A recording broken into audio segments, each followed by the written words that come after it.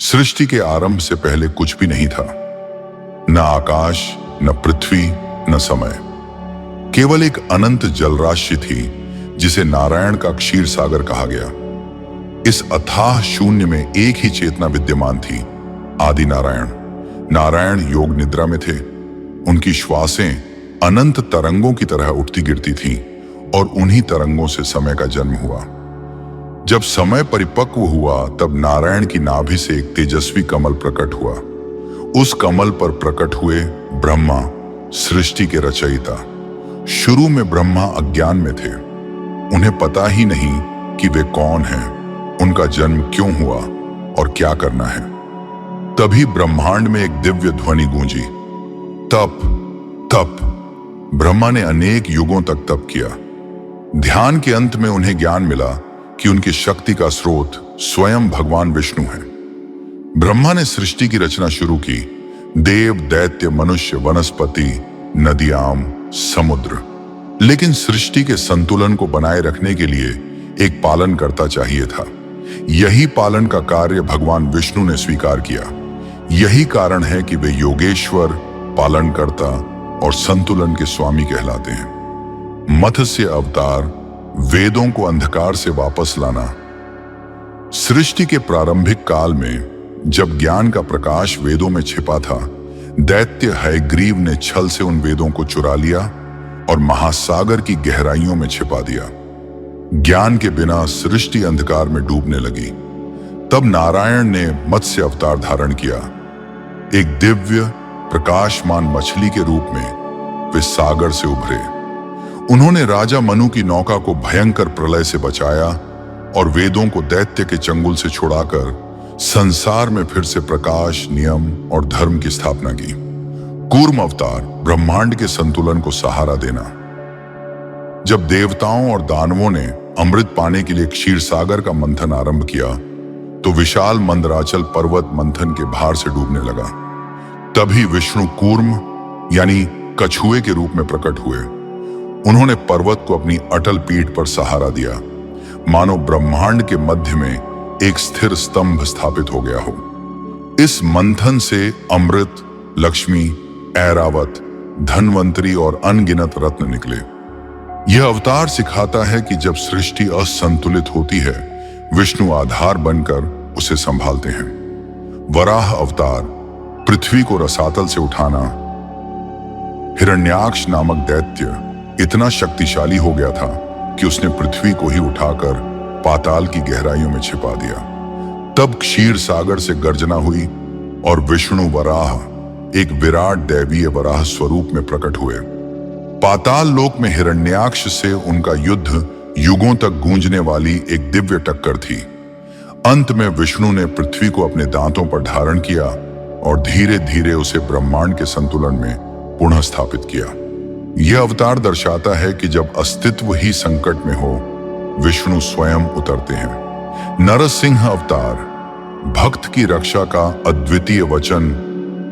हिरण्यकश्यप का अहंकार इतना बढ़ चुका था कि उसने खुद को भगवान घोषित कर दिया। उसने अपने ही पुत्र प्रहलाद को हर पल विष्णु स्मरण करने पर अत्याचार दिए। उसने विष्णु को चुनौती देते हुए कहा, मुझे कोई नहीं मार सकता, ना मनुष्य, ना पशु, ना दिन, ना रात, ना अंदर, ना बाहर। तभी सृष्टि में एक ऐसी गर्जना गूंजी जिसने युगों को हिला दिया। विष्णु नरसिंह आधा मनुष्य और आधा सिंह के रूप में प्रकट हुए, सीधे राजा के स्तंभ से। संध्या के समय महल की चौखट पर उन्होंने अपने नखों से उसका अंत किया। यह अवतार प्रमाण है कि भक्ति के आगे अहंकार टिक नहीं सकता। वामन अवतार, दानवराज बलि की परीक्षा और कृपा। राजा बलि दानव होने के बावजूद बहुत दानी और सत्यप्रिय था, लेकिन उसकी शक्ति ने उसे तीनों लोकों का स्वामी बना दिया। तब विष्णु वामन एक तेजस्वी बाल ब्राह्मण के रूप में आए और केवल 3 पग भूमि मांगी। पहले पग से उन्होंने पूरी पृथ्वी नाप ली, दूसरे पग से पूरा आकाश। अब तीसरे पग के लिए स्थान ही नहीं बचा। तब बलि ने विनम्र होकर अपना सिर आगे कर दिया। विष्णु ने उसके समर्पण से प्रसन्न होकर उसे पाताल लोक का राजा बना दिया और सदा अपनी कृपा का वचन दिया। यह अवतार दर्शाता है कि सच्ची भक्ति में अहंकार नहीं, समर्पण होता है। परशुराम, जब योद्धाओं को भी संयम की शिक्षा चाहिए, जब क्षत्रिय राजाओं ने अपनी शक्ति को अत्याचार का साधन बना लिया, तब विष्णु ने परशुराम रूप धारण किया। वे ब्रह्म तेज और शस्त्र बल का अद्भुत संगम थे। उन्होंने अहंकार में डूबे क्षत्रियों को कर्म और धर्म का कठोर पाठ पढ़ाया। वे बताते हैं कि ताकत अगर धर्म के बिना हो तो वही ताकत विनाश बन जाती है। राम, मर्यादा, त्याग और आदर्श का प्रकाश। जब रावण का अहंकार त्रेता युग को हिलाने लगा और पृथ्वी न्याय की पुकार करने लगी, तब विष्णु ने राम रूप में जन्म लिया। राम ने अपने जीवन से सिखाया, धर्म का मार्ग आसान नहीं, लेकिन वही मार्ग सृष्टि के लिए सर्वोत्तम है। उनकी वनवास कथा, विरह में भी दृढ़ता, हनुमान और वानर सेना का समर्पण और रावण के साथ निर्णायक युद्ध, ये सब केवल इतिहास नहीं, मानवता के लिए एक शाश्वत आदर्श है। राम का जीवन एक संदेश है, जीत बल से नहीं, मर्यादा से होती है। कृष्ण, प्रेम, लीला और गीता का दिव्य ज्ञान। कृष्ण का अवतार विष्णु की सबसे रहस्यमयी लीला है। बचपन में उन्होंने पूतना, कंस और असुर सेनाओं का अंत किया। यशोदा के लाल बने, गोपियों के प्रिय, गौ के रक्षक और माखन चोर। युवावस्था में वे नीति, राजनीति और धर्म के मार्गदर्शक बने। कुरुक्षेत्र की युद्ध भूमि पर अर्जुन को दिया गया गीता का उपदेश आज भी पूरे विश्व का सर्वोच्च आध्यात्मिक ज्ञान माना जाता है। कृष्ण का संदेश, सच्चा धर्म वह है जो हर जीव के हित में हो। बुद्ध, करुणा का शांत अवतार। जब पृथ्वी पर हिंसा और कट्टरता ने मनुष्य के हृदय को कठोर बना दिया, तब विष्णु ने दया के रूप में बुद्ध अवतार धारण किया। उन्होंने मध्यम मार्ग सिखाया, न अति भोग न अति त्याग। सच्चा सुख भीतर से आता है। उन्होंने समझाया कि करुणा ही वह दीपक है जो अंधकार को समाप्त कर सकता है। कल की भावी अवतार जो अभी प्रकट होना शेष है। कलयुग में जब अधर्म अपनी चरम सीमा पर पहुंच जाएगा, जब अन्याय सामान्य लगने लगेगा और मनुष्य अपनी सीमाएं भूल जाएगा, तब विष्णु अपने अंतिम अवतार कल्कि के रूप में आएंगे। वे सफेद अश्व पर सवार, दिव्य तलवार से सुसज्जित एक योद्धा के रूप में प्रकट होंगे। उनका उद्देश्य स्पष्ट होगा, अधर्म का अंत और नए सत्य युग की शुरुआत। भगवान विष्णु की गूढ़, सूक्ष्म और शाश्वत लीला।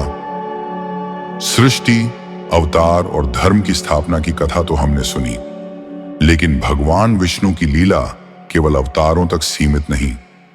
वास्तविक दिव्यता उस अदृश्य ऊर्जा में छिपी है जो पूरा ब्रह्मांड संभालती है। वैकुंठ से लेकर पृथ्वी तक, समय से लेकर भाग्य तक और आत्मा से लेकर कर्म तक। अब हम प्रवेश करते हैं विष्णु की उस गहन, सूक्ष्म और आध्यात्मिक लीला में, जिसकी महिमा को शब्दों में बांधना भी कठिन है। वैकुंठ, जहां समय ठहर जाता है। वैकुंठ वह धाम है जहां न दुख है, न भय, न मोह और न ही किसी प्रकार की अशांति। यह एक ऐसा लोक है जहां केवल एक ही ऊर्जा बहती है, अनंत आनंद और शुद्ध शांति। वैकुंठ की दिशाएं चमकती हैं, मानो स्वयं प्रकाश वहां वास करता हो। कमल वन है जहां ऋतुएं नहीं बदलती, क्योंकि वहां समय का कोई अर्थ ही नहीं। विष्णु के चरणों से थोड़ी दूरी पर बहती है विरजा नदी, जिसका एक ही स्पर्श मन की समस्त अशुद्धियां धो देता है। इस लोक में जीव अपनी आत्मा के वास्तविक रूप में रहते हैं, मुक्त, हल्के और शांत। अनंत शेष पर विश्राम करते हुए विष्णु कभी निष्क्रिय नहीं होते। वह विश्राम नहीं, बल्कि वह अवस्था है जहां से ब्रह्मांडों की गति, संरचना और नियम संचालित होते हैं। अनंत शेष, अनंत काल का आधार। शेष नाग केवल एक नाग नहीं, वे स्वयं अनंत काल, अनंत ऊर्जा और अनंत ज्ञान का प्रतीक है। उनके हजार फण, हजार दिशाओं, हजार संभावनाओं और हजार प्रकार के समय का संकेत है।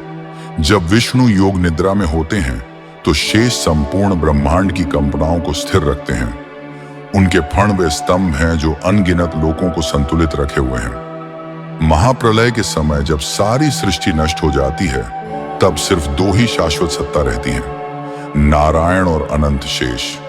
गरुड़, भय का अंत और भक्त की रक्षा। गरुड़ केवल विष्णु का वाहन नहीं, वे आत्मा की उड़ान और अभयता का प्रतीक है। उनकी उड़ान इतनी तेज है कि समय, दूरी और दिशा उनके सामने महत्व नहीं रखते। विष्णु जब भी किसी भक्त की रक्षा करना चाहें, किसी भी लोक में, किसी भी पल, गरुड़ उन्हें क्षण भर में वहां पहुंचा देते हैं। गरुड़ का संदेश स्पष्ट है, भय तब तक है जब तक हम विष्णु को भूल चुके हैं। एक बार याद कर लिया तो मार्ग अपने आप साफ हो जाता है। लक्ष्मी, विष्णु की शक्ति, गति और सौंदर्य। विष्णु ब्रह्मांड के पालन करता है, लेकिन उनकी शक्ति लक्ष्मी इस संरक्षण को गति देती है।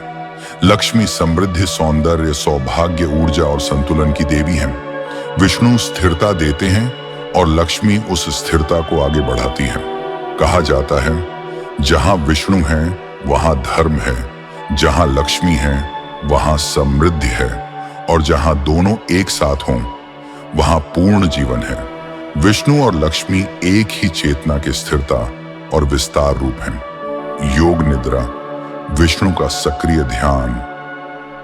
लोग अक्सर सोचते हैं कि विष्णु सो रहे हैं, पर योग निद्रा नींद नहीं, यह एक सक्रिय ध्यान अवस्था है। इस अवस्था में नए युगों की योजना बनती है, नए अवतारों का समय तय होता है, देवताओं और जीवों के मार्ग निर्धारित होते हैं, पृथ्वी पर आने वाली परिवर्तनों की रूपरेखा बनती है, कर्म और समय का संतुलन सेट होता है।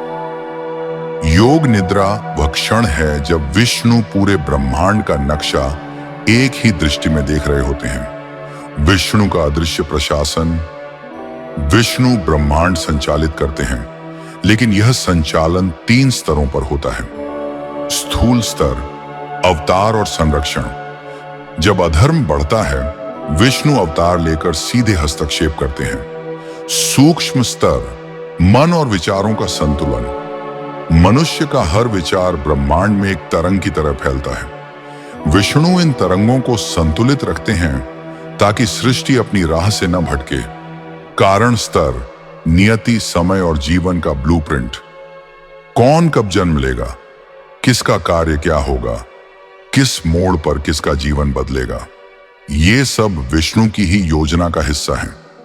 इसीलिए उन्हें कहते हैं योगेश्वर, व्यापक स्वामी। धर्म का वास्तविक अर्थ जो विष्णु सिखाते हैं, विष्णु के हर अवतार का मूल लक्ष्य है धर्म की स्थापना। लेकिन धर्म का अर्थ केवल पूजा पाठ नहीं, धर्म का अर्थ है सत्य, करुणा, संतुलन, कर्तव्य, न्याय, संयम। धर्म वह नियम है जिससे पूरा ब्रह्मांड चलता है। जब यह नियम टूटता है, तभी विष्णु लीला करते हैं। कलयुग में विष्णु की अदृश्य लीला। बहुत लोग सोचते हैं कि कलयुग में विष्णु निष्क्रिय हैं, लेकिन यह युग उनकी अदृश्य लीला का युग है। वे कम अवतार लेते हैं, लेकिन अधिक अदृश्य रूप से काम करते हैं। कैसे? अचानक संकट से किसी का बच जाना, मुश्किल समस्या का अचानक हल मिल जाना, न्याय देर से सही पर जीत निश्चित होना, बुरी नीयत रखने वाले का स्वयं नष्ट हो जाना, योग्य व्यक्ति का सही समय पर आगे आ जाना। ये सब उनके अदृश्य हस्तक्षेप हैं। कलयुग में विष्णु का सबसे बड़ा साधन है काल, समय। जो समय को समझ गया वह जीवन को समझ गया।